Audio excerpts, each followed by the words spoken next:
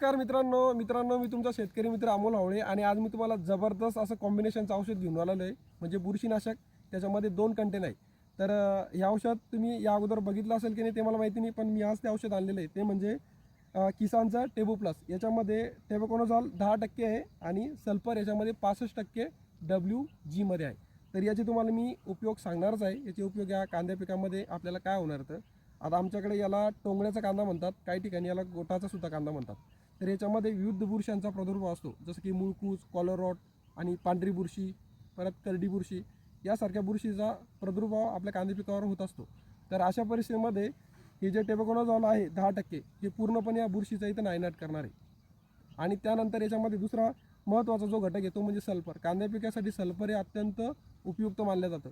तर हे ते या कंटेनमध्ये, या डब्यामध्ये आपल्याला 65% भेटणार आहे WG मध्ये.